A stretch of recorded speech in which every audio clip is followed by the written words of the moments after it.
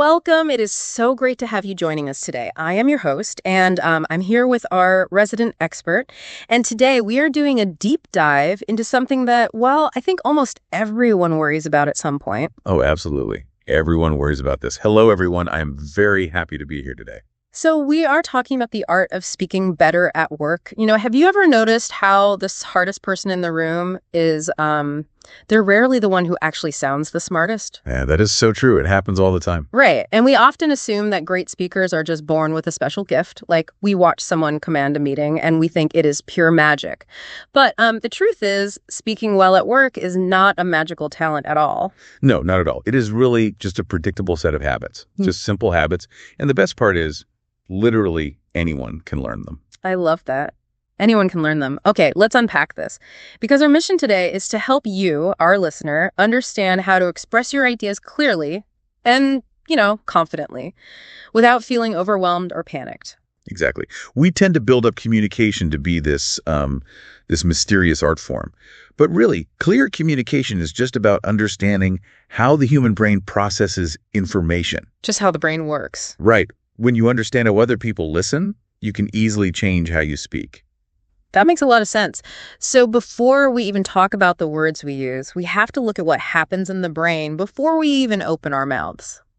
Because, well, a lot of our so-called speaking problems are actually just thinking problems. Yes, that is a great way to put it. When someone rambles, when they just talk in circles during a meeting, it is rarely because they lack charisma. Right. They aren't just boring. No, it is usually because their thoughts were simply not organized before they started talking. The root of the problem starts way before the talking even begins. I think many people experience that, even in totally normal everyday situations. Think about getting stage fright when you are just doing a simple task. Oh, yes. Like ordering coffee. Imagine you are just standing in line waiting to order your coffee. You know exactly what you want. But then you step up to the counter and the barista looks at you and your brain just completely freezes. You stumble over your words. Yeah, it's a universal experience. What's fascinating here is the physical reason why that happens. There is a very clear biological cycle that causes this brain freeze. We can call it the anxiety loop. The anxiety loop. Okay, so what exactly is happening in our bodies when that loop starts? Well, it starts with a perceived threat. You worry about being judged, maybe judged by the barista or, by your boss at work. Right. And when you feel judged, your brain sees a threat. Right. And here is the thing. Your brain does not really know the difference between a physical threat, like a wild animal, and a social threat, like a strict manager. Oh, wow. So the brain just reacts the same way to both. Yes. It releases stress chemicals. Like adrenaline. Yeah. That triggers the fight or flight response. Exactly. So your heart rate goes up, your breathing gets very shallow, and here's the most important part. Your body actually moves energy away from the complex thinking parts of your brain. Wait, it moves the energy away from your brain? Yes.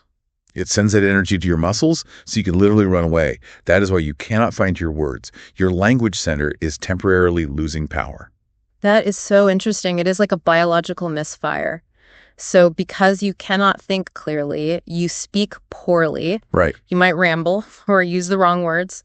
And then you feel bad about how you spoke, which just makes you feel even more anxious the next time. Yes.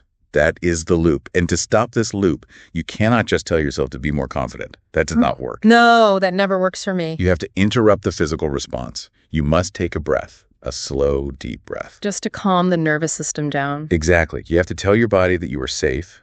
Only then can you actually prepare your thoughts.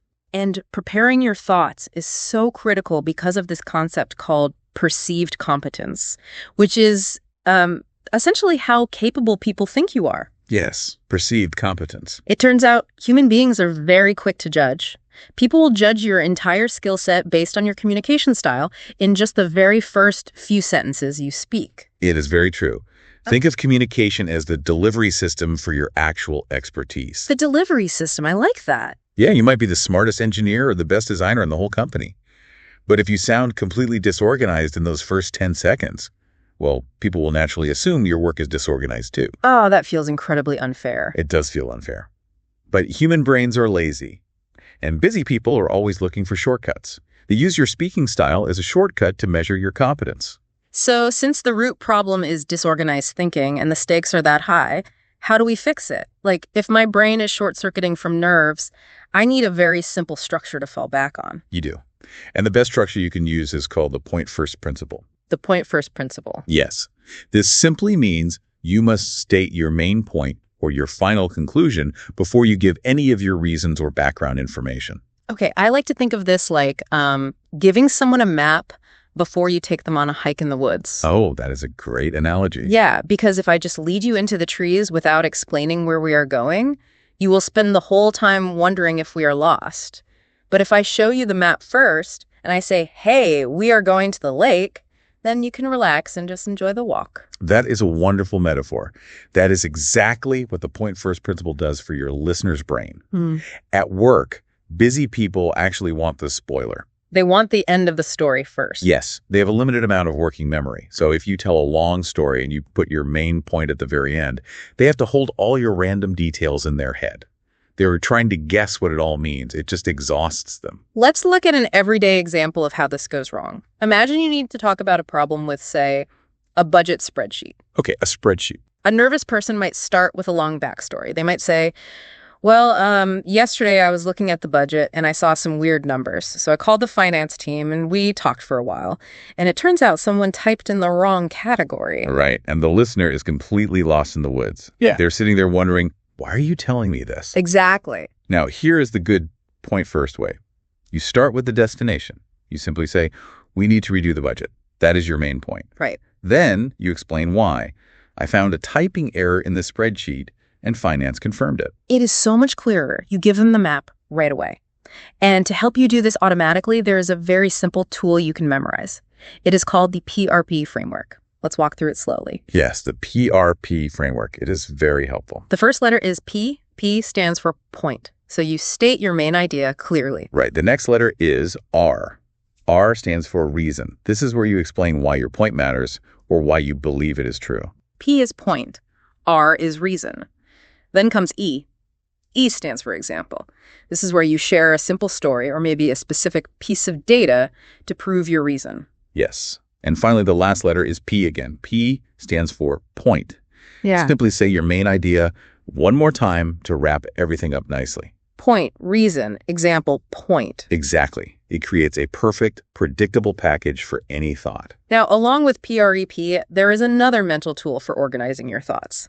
It's called the rule of three. We hear about this a lot, but why is the human brain so obsessed with the number 3? It really comes down to pattern recognition. In the human mind, one piece of information is just a dot. Okay, 1 dot. 2 pieces of information make a line, but 3 pieces of information create a pattern.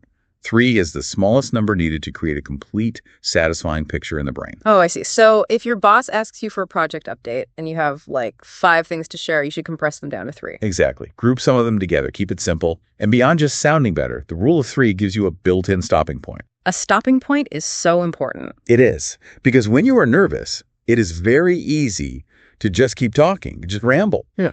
But if you tell yourself, I have 3 updates, your brain knows exactly when to stop and be quiet. That makes sense. So we have talked about how to structure our thoughts internally, but your physical delivery can completely ruin your message if you are not careful. Let's talk about the mechanics of your voice. Yes. The voice is a powerful tool. Because when I get nervous, my natural instinct is to talk way too fast. I just want to get the talking over with. That is very common. Speed signals panic. When you rush through your words, you are subconsciously telling the room, I know my ideas are not important, so I will just get out of your way quickly. Wow, I never thought about it like that. Yeah. Deliberately slowing down your words sends the exact opposite message. It makes you sound like a calm, confident leader who deserves the floor. And part of slowing down is learning how to pause. Yes.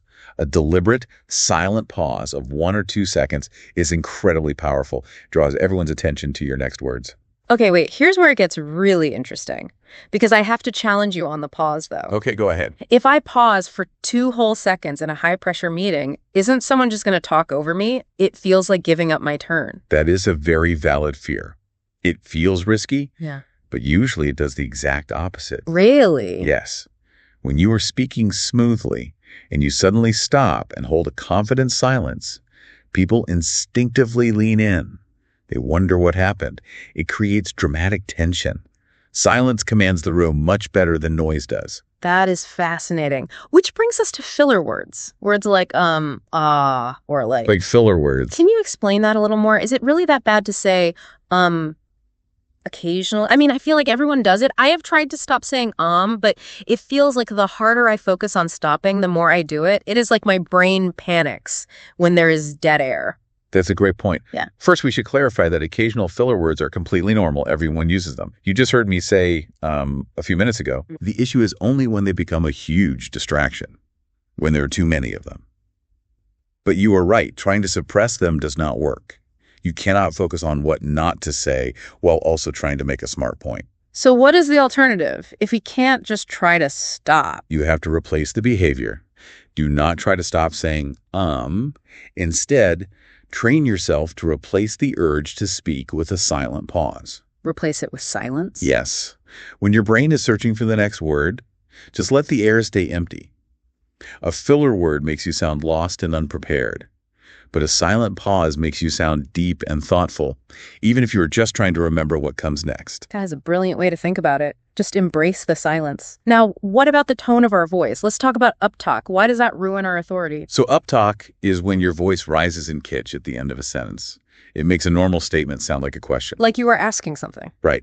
For example, instead of saying, we will finish the report on Friday, you say, we will finish the report on Friday. Oh, I hear it. It completely undercuts your confidence. It sounds like you are asking the room for permission to be right. Exactly. It signals a lack of conviction. You want to make sure your pitch goes down at the end of your sentences. Finish your thoughts with strong, steady, downward energy. Land the plane smoothly. Land the plane smoothly. I love that. And your physical presence matters just as much, right? Even if we are mostly working on video calls these days. Yes, body language is huge. On a video call, the most common mistake people make is looking at the faces on their screen while they are speaking. Well, yeah, because we naturally want to see people's reactions. Right. But because of how webcams are positioned, looking at the screen makes it look like you are staring downward. Oh, true. If you want to project deep confidence, you need to look directly into the little camera lens at the top of your monitor. To the people on the other side, it creates the illusion of direct eye contact. Very powerful. Just look at the lens. That is a great tip. And there's one more physical tool we should touch on, the concept of stillness. Stillness is a superpower. When someone asks you a tough question or challenges your idea, your natural instinct is to fidget. Yeah, to move around. You might touch your face, shuffle your papers, or sway in your chair. This is that nervous energy trying to escape your body. It shows that they rattled you. Yes. But if you can stay perfectly still for a moment and just breathe, it projects immense composure. Being perfectly still under pressure shows that you are completely in control of the situation. Wow. So communication is clearly about much more than just talking. It is a two-way street. So what does this all mean? Let's shift gears and talk about how we listen and interact in meetings. Because how you listen actually changes how people hear you. It really does. Listening is truly half of the equation. If you interrupt people, or if your face clearly shows that you are just waiting for your turn to talk, people will perceive you as a poor communicator. Even if your point is great. Exactly. It does not matter how brilliant your ideas are. When it's finally your turn, they won't want to listen. So how do we actively show that we are engaged in listening? One of the best techniques is paraphrasing. Before you introduce your own idea, gently summarize what the other person just said. Just repeat it back simply. Right. You might say, so what I am hearing is that you are worried about the project timeline. Is that right?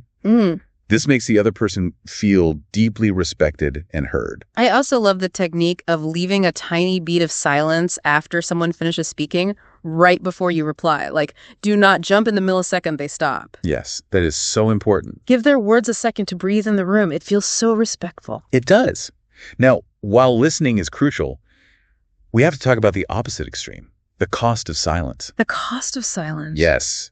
Sitting in a meeting and remaining completely quiet for the entire hour. Oh, I know that feeling so well. Sitting in a meeting, waiting for the perfect, brilliant moment to speak, and then the meeting just ends. It is incredibly frustrating. This raises an important question about how we choose to engage with our teams. In our minds, we think we are just being polite by listening.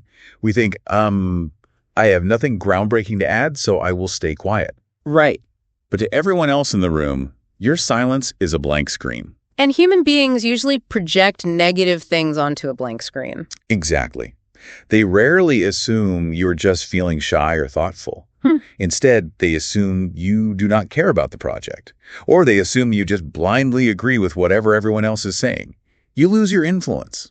That's a simple way to think about it. So we have to find a way to get a word in, even when we feel nervous. How do we break the ice? First, make a rule for yourself to speak early in the meeting. The longer you wait, the heavier the silence becomes, and all the obvious points get taken by other people. That makes sense. Speak early. Second, prepare just one point before the meeting even starts. Oh, that takes so much pressure off. If you prepare one thing in advance, you do not have to invent something brilliant on the spot while your heart is racing. Exactly. You walk in armed and ready, and when you want to jump in, use a simple entry phrase. You do not need to interrupt. Just say, building on what Sarah just said, I think we should consider. That links your thought to the current conversation so smoothly. Yes, it is very natural. But what happens if we need to disagree with someone? We want to sound professional, not combative. Disagreeing well is a great skill. Always start by focusing on your shared goal. You could say, I know we both want this product to launch on time. Right. That reminds them that you are allies, not enemies. Then separate the idea from the person. Never attack their judgment. Focus on the mechanics of the idea, not the person who suggested it. Right. And use very specific language rather than vague complaints. Do not just say, that will not work. Say, I am worried that this specific step will delay our timeline. Specificity removes the emotion from the disagreement. These are great strategies. So let's bring this all together and talk about practical application. How can we use these ideas tomorrow at work? Let's start with something we all have to do, giving a status update. They can be so tedious. They are tedious because people tell long, rambling stories about their week. To fix this, use the status update formula. The status update formula, what is that? Keep your update to 3 simple categories: done, doing, blockers.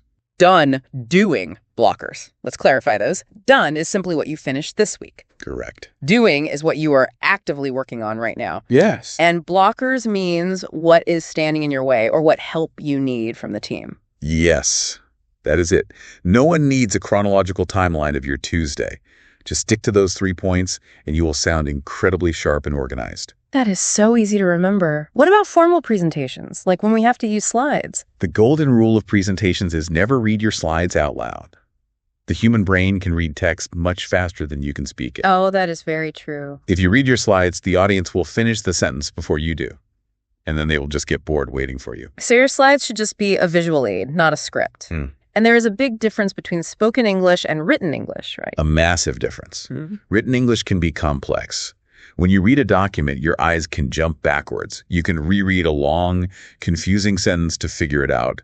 But spoken words disappear into the air the second they are said. So if your spoken sentence is too long, the listener forgets the beginning before you even reach the end. Exactly. Spoken English needs to be much simpler. Use short, punchy sentences. Make it effortless for the listener's ear. All of this makes perfect sense in theory. But how do we actually practice it? We need these things to become habits. A great low-pressure way to practice is to use your phone. Record a quick video of yourself talking about a casual topic. Just 1 minute, watch it back. You will instantly see if you talk too fast, or if your body language looks closed off, or if you use a dozen filler words. You can also practice the 3-point drill. Love this one. Pick a random fun topic like why you love your favorite movie. Try to summarize your argument out loud using exactly 3 main points in under 60 seconds. That is a great exercise. It trains your brain to sort information quickly under a time limit. You can also practice your pauses in everyday life. When you are having a relaxed conversation with a friend, try pausing for 2 whole seconds before you answer a simple question. Just get comfortable with how silence feels in your body without panicking. That sounds like a fun challenge. Now, I have one final scenario for you. Okay, let's hear it. What if I am giving a presentation and my boss gives me really tough pushback? What if they ask a highly technical question and I simply do not know the answer right away? How do I handle that without looking foolish? This is where many people panic. They start rambling to hide their uncertainty. But if we connect this to the bigger picture, remember that perceived competence is about composure. Right. Staying calm. It is highly professional to look them in the eye, pause, and say, That is a great question. Let me think about that for a second. Or you could say, I don't have that specific data point in front of me, but I will find it and send it to you after this meeting. Exactly. Yeah. It is not a sign of weakness to admit you need a moment. It shows that you are honest, calm, and completely in control of your ego. Over-defending yourself or guessing the answer is what actually makes you look weak. That is a relief to hear. Well, let's do a quick summary of the core habits we have covered today. First, manage the anxiety loop by taking a breath. Second, always use the point first principle to give your listener the map. Yes. Third, slow down your pace and embrace the power of the silent pause. And fourth, actively listen and engage early in meetings so your silence isn't misinterpreted. That is a perfect summary. Speaking well at work is just a set of mechanical habits. It is a system you can practice every single day. This has been incredibly helpful for navigating the workplace. It has, but I want to leave you with one final thought to explore on your own. We have spent this entire time talking about bosses, meetings, and the office. But human psychology does not change when you clock out. What happens if you apply these exact same rules to your personal life? Oh, that is an interesting pivot. Think about it. What if you apply the pause and actively listen rule during a heated argument with your partner? What if you use the point first rule when you are trying to explain complicated feelings to a family member instead of just venting for 20 minutes? Could practicing these structured communication habits completely transform your personal relationships too? I love that idea, giving your family the map before the hike, too. Because ultimately, good communication is just about showing respect for the person listening to you, no matter where you are. Thank you so much for joining us for this deep dive today. We hope you found these tools practical, and we hope you feel a little more equipped the next time you need to share your ideas with the world. Take care of yourselves, have a wonderful week, and we will talk to you again very soon.